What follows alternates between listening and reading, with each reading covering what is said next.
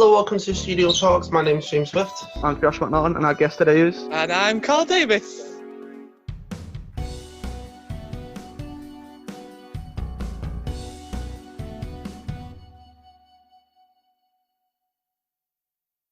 Hey Carl, you okay? Yep, you? Yeah, I'm alright. I'm good. Good, yeah. How are you doing in the lockdown? And do you have any advice for people? Ooh, any advice for people? Not that I can think of in my head. How are you doing? Are you doing alright in the lockdown? I'm doing fine. I'm coping well. Just missing a lot of people. Definitely. How did you get involved with the studio? One day I went up when they were doing a bit of work and decided to just volunteer.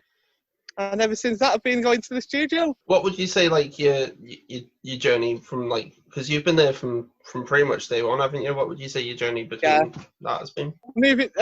Journey up from volunteer to trying to do a lot of light and a lot of sound as well. How did, because you've always shown an interest in music. You've done a bit in the past and stuff. Yeah. How did you get interested with music? One day I was out and I went to a disco and I decided ever since that to start my own company as a DJ and stuff. That's how I got interested into music. That's cool. Because you did your own music, didn't you? Like, you wrote your own songs as well. Yeah, that was a prayer about Widnes, and that is on YouTube. And if you put a prayer about Widnes, you'll see a lot of the old studio stuff, including a couple of new ones in there, and just have a listen to it.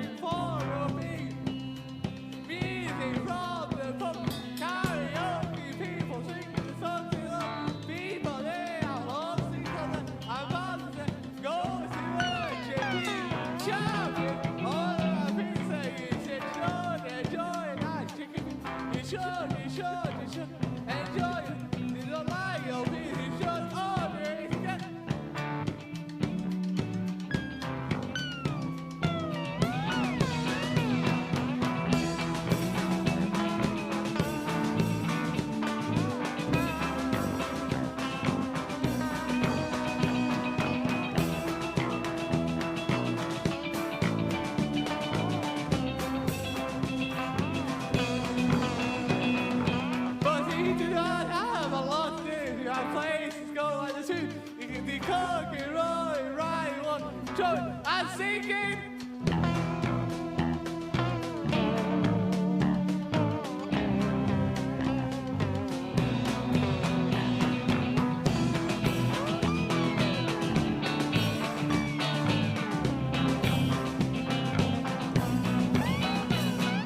The weather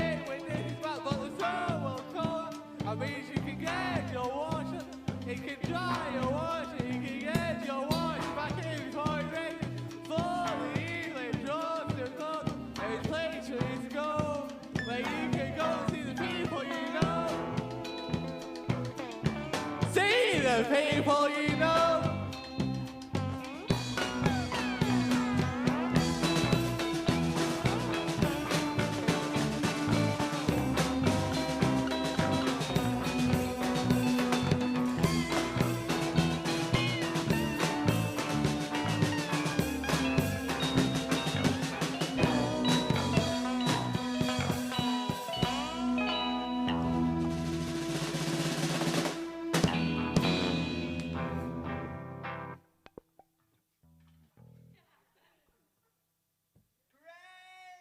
What was the process of actually making that song? Like, Writing the song first, then trying to get everyone involved, and then filming it. The video was a big. I remember the video being like a long process in actually making, wasn't it? Because we had to go to different places, there's only 2 venues we had to go to, but filming, because we had to ask everyone's permission first before we film them. So it's all the permission off everyone first. And what was, because Prayer About Widnes was the biggest song that you did. What was that one actually about, and what was the writing process of that? It's just about Widnes and all the tips and everything that's about in Widnes.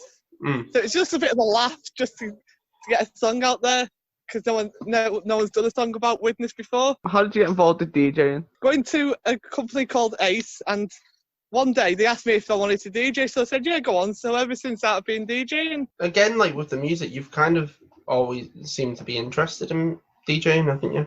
What was your first experience of that? It was a bit weird, but once you get used to it, you're happy after that. Ever since I started there, it was always or when did you start doing it? Since I was about 15, 16, maybe a bit older. That's cool. I just went down. So ever since that, I've been DJing. I think it was when I think it's when I left school.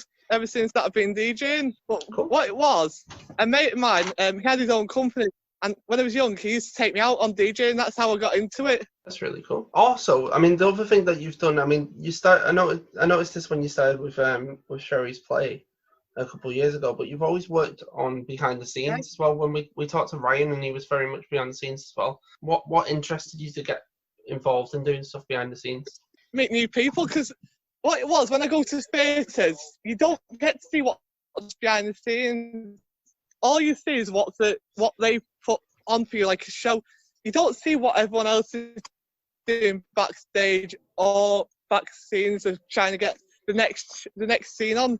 So it was ever since that, going to see a show, that's how I wanted to get involved with backstage. What's your favourite gig that you've actually done? Because I know that's a big question, because I know you've obviously done a lot, but like, what would you say one of the highlights of you working behind the scenes? The one with Sherry, doing the one I did a bit of behind the scenes, but it was the first show I did with Sherry, was at the studio with me on stage and stuff. So that was the highlight of doing a bit of backstage, was working with Sherry. There's a whole thing where you obviously do DJing with Ace Disco. How did you get involved with that? Yeah, that was going to one of their gigs, and they asked me if I wanted to DJ for them, and then ever since that, I started DJing for them since day one. What advice would you give people who want to start DJing? First of all, try and get into the radio first, because once you get into the radio, you get into DJing then. So if you start off as a radio presenter, work your way up to a DJ, and then work your way up to a big company. So if you work your way as a radio DJ, you'll get successful at that. Then get into DJing, you'll be successful at that, and then move up to event manager or something for a company. And I guess on the other side of that, I mean, what advice would you give to people who want to work? It's a kind of stage management, but in the background, both lights and stage management. Just literally go up to a theatre company, or look online and see if anyone's advertising for lighting engineer or backstage. Work your way on backstage first, and then hopefully soon they might say, right, do you want to work on lighting? Work your way up slowly. Just work on a stage show first, or a little theatre company like Sherry's, Woolley Woods, try and work on something like that. I suppose that Access All Areas was good at that, where you could go in and not fully know how to do something, and there'd be someone to train you up. I suppose that it's teaching someone. It's teaching someone what to do, like with sound. You teach them slowly with just a microphone, and then you work them way up to like something bigger. The same with lights, you just get them to mess about with a couple of lights and then start them to program lights. It's just working your way from the bottom of the ladder to the top of the ladder, like from there to there, as quick as possible. What did you enjoy most about working on Second Son? That was, first of all, we decided to do a podcast called Second Son. But the one that got me was doing a live gig.